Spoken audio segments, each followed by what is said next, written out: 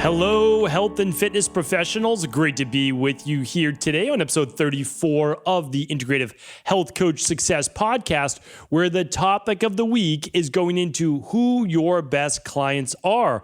I think there's a lot of confusion around this because people are trying to develop their niche or they're trying to speak to their particular avatar. And if you don't know what that is, certainly go back to ihp.coach/podcast. You'll be able to see those specific podcasts on how to choose a niche, how to create your ideal avatar. So important. But really, it's the thought process around having to find new clients that confuses so many people. And really, they're looking in all of the wrong spots and they're creating so much more work for themselves than they really need to. And the reason is that your ideal clients are actually looking for you. Now, I want to repeat that.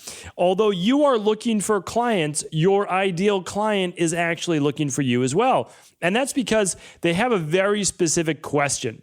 They have a very specific need. We're going to go through that. And they are looking for the right person that they trust in order to help them go from their problem to the solution. Okay, so keep in mind that every single one of your clients has a need. They have bloating or gas or distension or water retention or inflammation. They need to lose weight. They need to get rid of pain. They have Hashimoto's. They have rheumatoid arthritis. They have fibromyalgia. They have migraines. They have skin rashes. They have an issue. It keeps them up at night. They are looking for a solution to that problem. It might be through a book. Might be through an article, might be through a podcast. But as you're going to see, in the end, they're really looking for a trusted guide. That is where you step in. You are an integrative health practitioner, or you are someone that is able to help them go from problem to solution. Now, how do you find those people? Well, the truth is this, that many health coaches, they really go about it all wrong. And this is for personal trainers, and this is for chiropractors and naturopathic doctors and everyone in the natural health-based field, okay, except medical doctors. Medical doctors certainly don't have it easy. I mean, they work with really sick people, but they accept medical insurance. And when you accept medical insurance, basically what a patient does is say, hey, who's the closest doctor in my area? Or they get a referral and they don't have to pay out of pocket. So it's very, very different, right? We're talking about people that are actually willing to pay for the solution, which brings me now to who your best clients are. You have to think about this. Let's just go back. Let's look in this spectrum. Let's say the average person you're working with, let's say it's a female, and let's say let's just say she's 35 years old. Okay, so she has these symptoms. She's been gaining weight, retaining water. She has lower mood, lower energy, lower libido, grogginess in the morning, lack of ambition, lack of drive, tired all the time, starting to see the hair thin a little bit, skin isn't as strong and really plump as it used to be. She's starting to see the effects of aging, right? But she's tired, no energy, no motivation, low libido, low mood, maybe even some difficulty sleeping, and she's gaining weight. Very, very common. Okay. Now you might say, well, I can help this person, and I'm good. I think that you can as well, and I think that you should be able to. However, you have to understand this. This is the process. I want to walk you through this. That individual, 9 out of 10 people will do this. That person, that woman with all those symptoms, the 35-year-old woman, let's call her Susan. Susan is going to go to her PCP first, her medical doctor. She's going to go to her medical doctor and she's going to say, I'm low energy, low mood, low libido, starting to gain weight. I'm inflamed, starting to have water retention. Sometimes I have headaches. I can't always sleep that well. So the doctor's going to say, this is interesting. Let's run some blood work. And they run her blood work. And her blood work comes back normal. And just like my mentor used to say, well, my doctor says I'm fine, so why do I feel so bad? So she asked her PCP, well, if my blood work looks okay, why do I still feel so bad?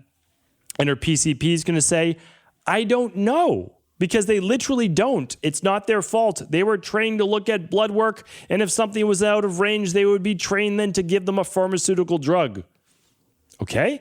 That's what most people, though, also know, right? Hey, I go to my PCP. If something's off, they give me a drug to take. Symptoms go away, I'm better. Well, not so much, but we teach that again inside of IHP, or you can pick up my book for free, The Rain Barrel Effect, and you can learn all about that as well.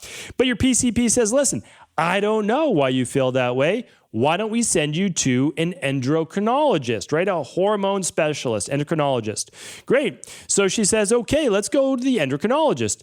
And she goes to the endocrinologist, and the endocrinologist does what? Well, they run more lab work. And what do? Well, they might say, I wonder if you have low levels of hormones or low levels of thyroid. Good place to look. So the endocrinologist runs more blood work. And what do? Well, they come back and they say, no, your TSH is a 3, and your hormone levels, your estrogen levels look okay. So it doesn't seem like anything is really wrong with you. Yet this person still is suffering from sleep disturbance, maybe low mood, low energy, low libido, starting to gain weight, retaining water, inflamed, just, again, all the lows. So what do? Well, they become angry. They become frustrated. They went from doctor to doctor and nobody has an answer for them. That was my life from 17 years old to 19 years old. I saw over a dozen specialists, and then I started to see natural health practitioners. So you have to understand, a lot of anger, a lot of frustration. I was very angry. I was very frustrated. And then what's the next state? When you can't find any more anger, any more frustration, you start to become depressed because you think that this is going to be the rest of your life, which is why I became depressed essentially at 18 years old. I'm like, listen, this is the rest of my life. And it looks like I may die at a very young age because this is what happens to people when they have these particular diseases, Addison's disease and rheumatoid arthritis and type 2 diabetes and mast cell activation syndrome and all these different things I dealt with. So what happens? Well, you get frustrated, you get angry, you get more depressed, your body's falling apart. You know that your mind and body are not working, yet your medical doctors are telling you you're fine because your blood work looks okay. When, of course, we know that isn't the truth, but they don't know that. So then what's the natural next progression? Okay, the next progression is this. You do what? And the average person will just start to talk to their friends, and their friends, one smart friend will say, hey, have you looked into your thyroid levels? And the person will say, yes, I have, but my doctor said they were fine. And they'll say, check out this book. Check out this podcast. Maybe it's the Cabral concepts. And they'll say, and they'll find out in that, or in something like my thyroid rebalancing health results accelerator, that anything that isn't between a 0.5 and a 2 for a thyroid stimulating hormone level in your blood work is not fine. It's suboptimal. And they'll say, I was a 3. I'm actually suboptimal. And I didn't run my estrogen and progesterone levels the right time of the month, which would have been around day 21 or so of my cycle. Oh, very interesting. Okay. So they're starting to become a little bit more open to it, right? So what do they do after that? Well, they're still new to the natural health field. So they might read some blogs. They might look on social media, and they might then start to do a cleanse or use one supplement. They might just say, I read inositol is great for female hormones, and they use inositol. Like it's a one-off, like it's going to be the panacea. Great product for high levels of androgens, or maybe they use, maybe they just say, I'm going to try to add a little bit more selenium to my diet and see if it helps my thyroid, right? They're looking for that one-off panacea because they're new to the natural health-based profession. They don't understand that it's a protocol that's needed, right? But they're getting there, right? That's why we can't be frustrated with people. They're ascending up the ladder. They've moved from medical doctor to specialist to all that blood work to the anger frustration stage. Now they've moved into being open to maybe alternative methods, and I'm using that in air quotes if you're not watching this on video. If you're not watching on video, please do head on over to YouTube, Integrative Health Practitioner, and you'll be able to subscribe to this podcast. And so what I want to share with you is this. Now they're becoming open to natural results or natural health, because maybe they started to change their diet a little bit and they started to get some results. They maybe try to do a functional medicine detox. Great intro. They started to get results. It's at this point now that they are looking for a more in-depth regimen or protocol. This is when you step in as a health coach. They've already done a little bit of due diligence. They did a little bit of homework on their own. They know that other people are getting results with different types of programs. Which one is right for them? That is when you step in. So I ask you, who are your best clients? Well, your best clients are the ones that are already jaded with conventional medicine. They've run the regular blood work. Their doctors said they were fine, but why do they still feel so bad? Okay, now they are ready to change their nutrition, change their exercise, change their sleep, change their stress factors, right? They go through the de-stress protocol that I talk about in the Rain Barrel Effect. They go through those things that you, if you're certified as an IHP coach, you know how to take them through that. And if you're an IHP level 2, you know how to then what? Take them through a stress hormones, mood, and metabolism test during days 19 to 21 or so of their cycle. And if they don't have a cycle, well, they can do it during the times of most symptoms, whether they're premenopausal, peri, or postmenopausal. So, I mean, these things can all be figured out. But the problem is, a lot of times as health coaches, we're trying to connect with people when they're still at the conventional medicine stage. You then have to do so much work to convince them if you're getting to them at the conventional medicine stage. So what you want to do is you want to reach these people after they've already tried that, because that's the first step. Well, my medical doctor must have all the answers. They don't. They're normal people. They've studied a particular topic in college for 4 years, and they went another 4 years for graduate school, which is medical school. But they didn't take nutrition. They didn't take functional medicine testing. They didn't take any of those things. The only school that teaches those things, truthfully, is when you become a naturopathic doctor. That's it. But you can learn all of those things afterwards through the Institute for Functional Medicine, through the Integrative Health Practitioner Institute. So you can still learn them. And that's how most doctors and practitioners learn about them, as well as health coaches, right? So again, there's the opportunity, but you have to understand the medical doctor's not going to have that answer. They will become jaded, then they'll look for you. So you have to then be in front of them at that point, okay? That means you need to be posting on social media about your particular topic.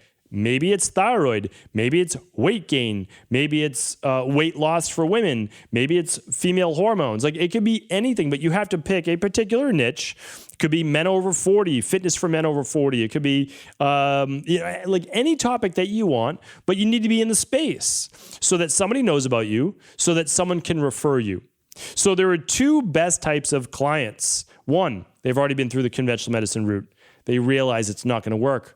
Even if they were to get a diagnosis, they would simply be given a pharmaceutical to mask their symptoms, just like I was. What did I do after that? Well, then we learned about alternative medicine. Great. Okay, now we're in the alternative medicine space, and we just have to find out who's the right person to match up with. So you need to be in front of them wherever they are, locally, whether you're putting pins of your business card up on a local cafe, whether you're doing lunch and learns that we'll be talking about in the next couple of weeks, offering complimentary consultations. We'll be talking about that in a couple of weeks from now on the show. So definitely stay tuned, definitely subscribe so that you're staying tuned so you get these delivered right to you automatically. And then the other is this, it's referrals, right? So if you are currently working with some people, even if it's friends, friends of friends, and extended family and coworkers, then here's what you can do. Those people, when someone then comes to them who's another friend of them, they will refer you.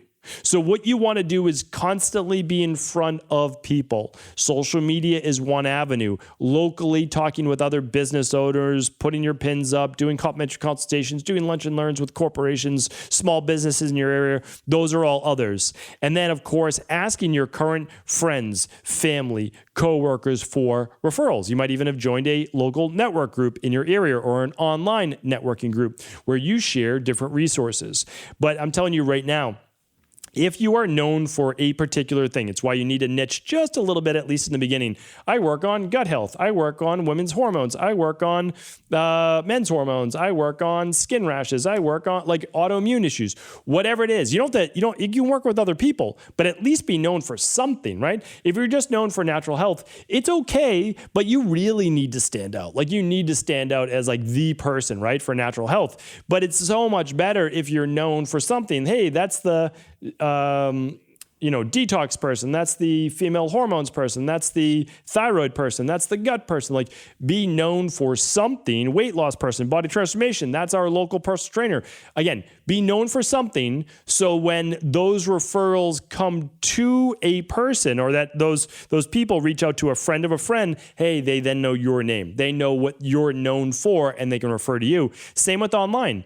If you're posting at least once a week about thyroid, female hormones, male hormones, gut, toxicity, neurotransmitters, mood, weight loss, then they know you're the go-to person in that space. So hopefully today's podcast was helpful. We'll be doing lots more follow-up, but I wanted you to know that it's so difficult to convert people over to the good side, right? The awakened side, the side of light and actual help and natural health, until they've already gone through that conventional medicine-based process. So hopefully today's podcast was helpful. Do always feel free to share it with anybody else that you believe it could serve. And we've got lots more to come. So definitely make sure you're subscribed to the podcast. For all of the previous shows, you can head on over to ihp.coach/podcast. I'll talk with you next week. Take care.